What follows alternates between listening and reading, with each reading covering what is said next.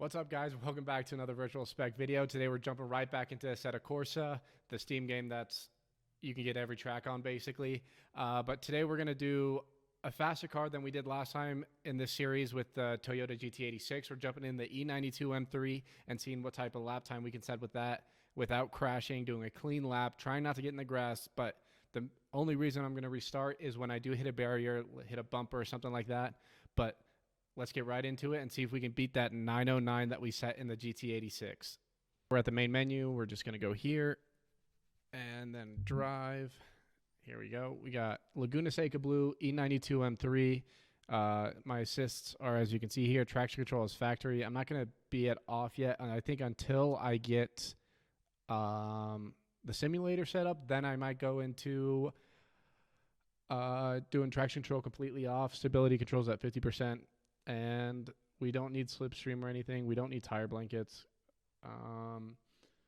But let's do this. Select track. The Nordschleife Tourist, which is 19,000 meters long. So let's get to start. And let's see how fast we can actually do this.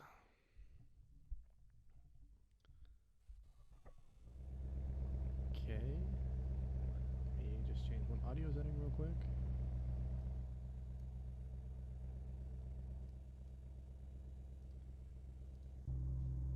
We're going to change this view so you guys can see my steering inputs. Hit that lovely red line and we'll get right into it. Smoking out the back. Let's go. We have an 80-kilometer limit through here because it's basically the pit lane. Slow down so we don't have a barrier. Go to first. I already know you get all the power out of this car in the higher RPMs, and it just sounds so good. I mean, not really in game it sounds good, but in person, if you put an exhaust on one of these things, it just sounds marvelous. But we're gonna go a little hot off throttle there. We're gonna brake.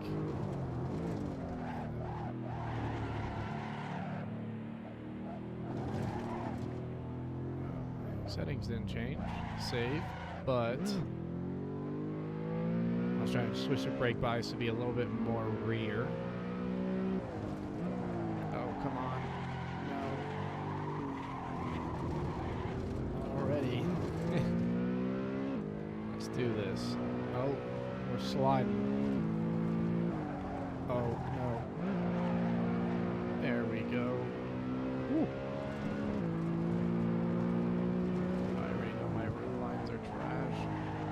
It's all this understeer, man.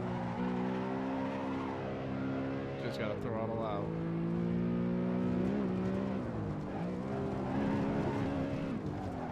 Come on. Downshift. It's all the power is at the top end.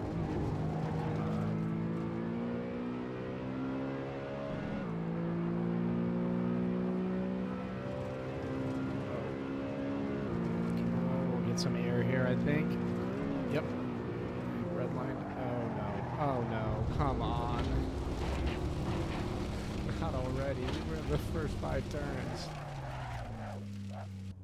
Oh, that is bad. That is bad. Okay, let's go back to the pits and retry.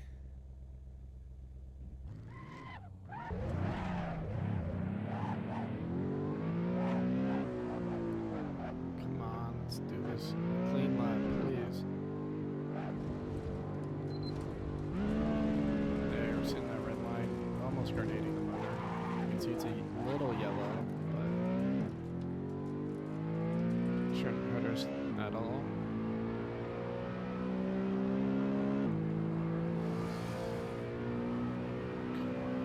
I just want a clean lap.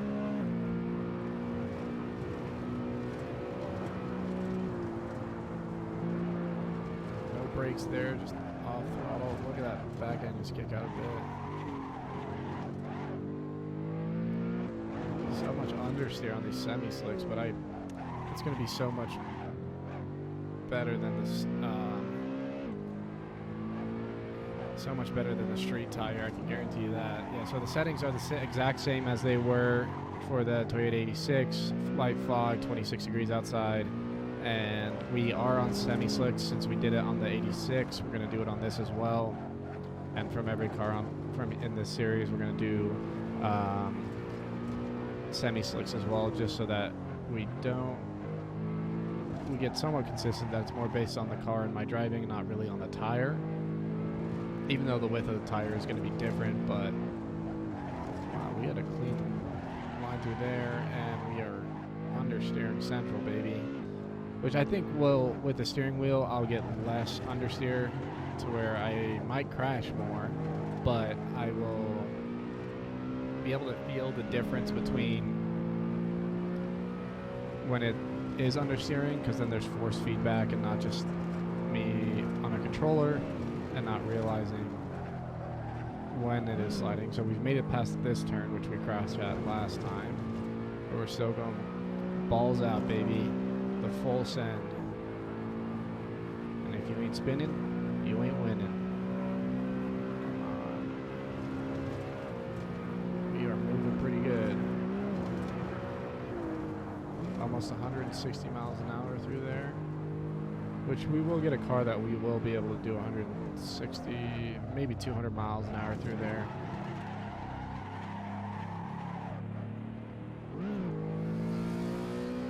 Man, it sounds good on those tunnels. Go.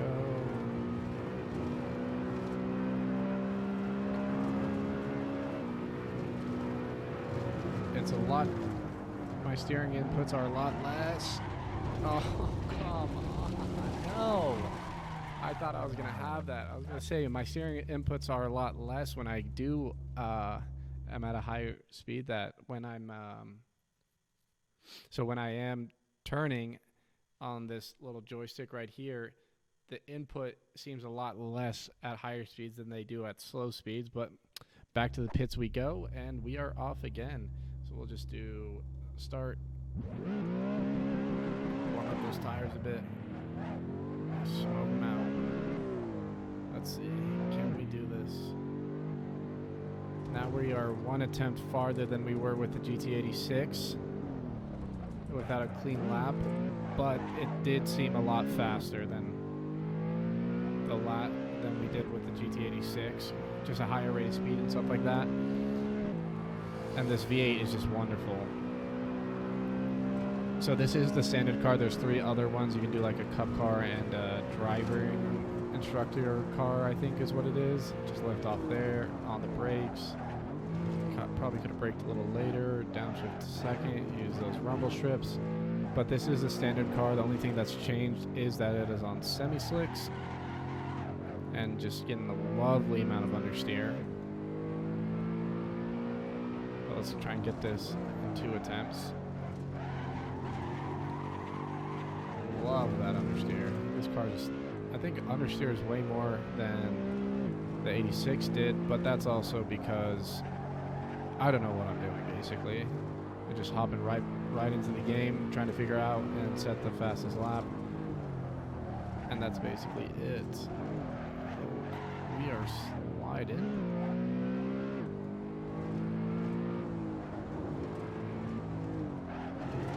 There's that rumble strip. Oh yes.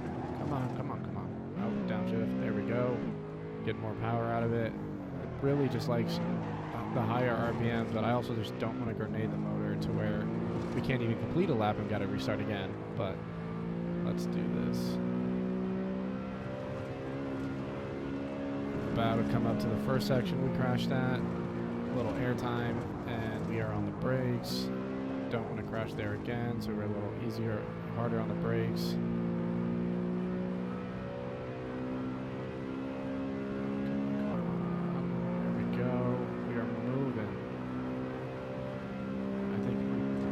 Up here this last run, so let's easy on the brakes. Yep, this is where we crashed, I believe. It was at one of the straights that we saw a higher rate of speed.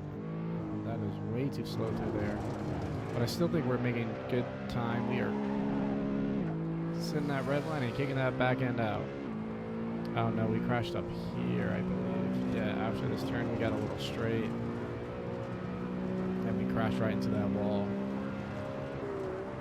And the bad thing about crashing at the Nürburgring is if you hit a barrier, you have to pay for that entire barrier, no matter how small of a piece is, just so that they can increase the structural rigidity, or however you say that, back of those side barriers that you don't go flying through, basically.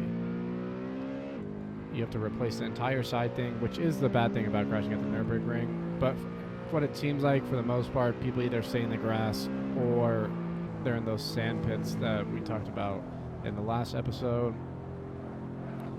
But so far I'm enjoying this series. It's cool to understand how different cars behave and the different track times you get with them.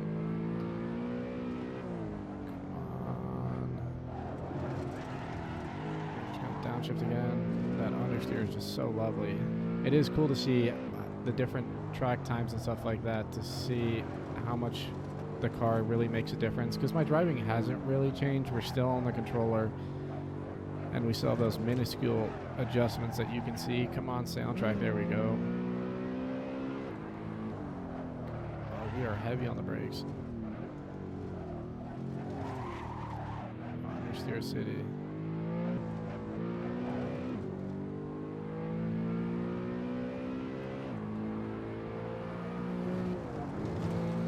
Oh wow, you can hear the audio of the car so much better through here. Just the echo of the car sounds wonderful. Just downshift through here. Come on, come on. Oh, that was good. Didn't understeer there, which was nice. Let's try and keep it like that for the rest of the lap, even though I know it's not going to happen. We are definitely going to understeer more. Yep, understeer. Just that was what I was talking about. But man,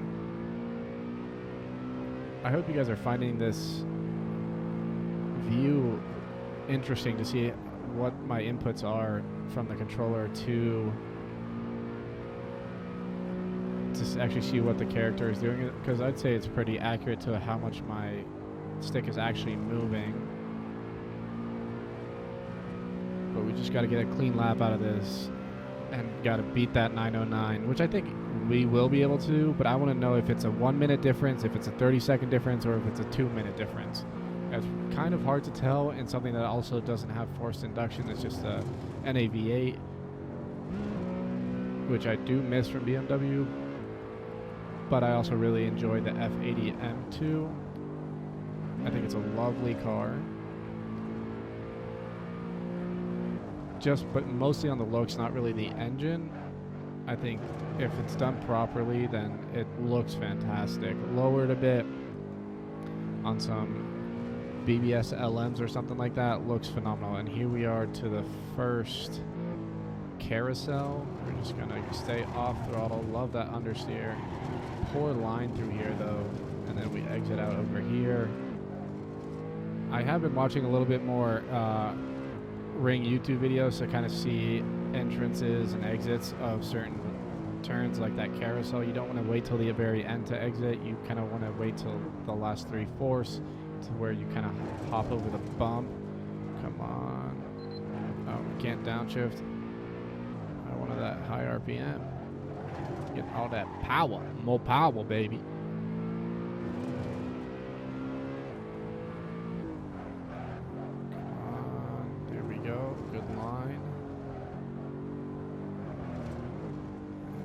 Shift, hit this. Just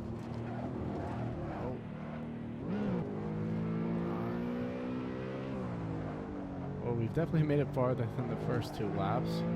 Let's see if we can keep it up. Going through a YouTube corner. Come on. Oh, almost lost it there.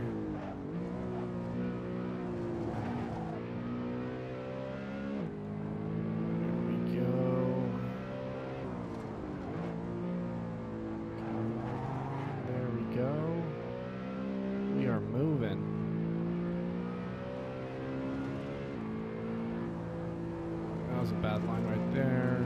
And then we get a little air on this, hit the bump. Brakes, come on, there we go. Off the brakes, you get traction again.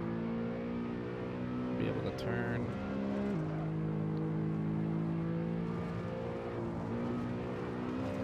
There we go. Touch of brakes. And a little more on the brakes, downshift. Red line, baby.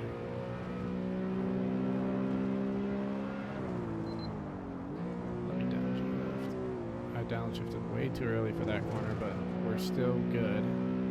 We are moving through here. Come on. Onto the last carousel, and then we are a couple turns left till the end of the lap. And we'll see our time. Hopefully, if we don't crash right here at the end, that would be terrible. This is the last turn. Yep. Let's see what we got.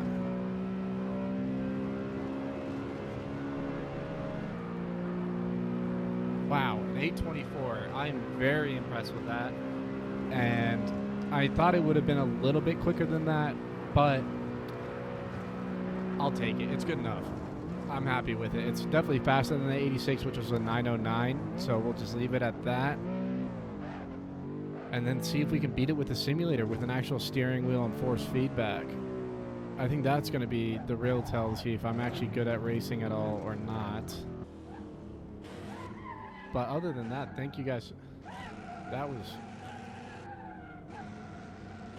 Other than that, that was a good lap. A lot of understeer though, which kind of sucked. But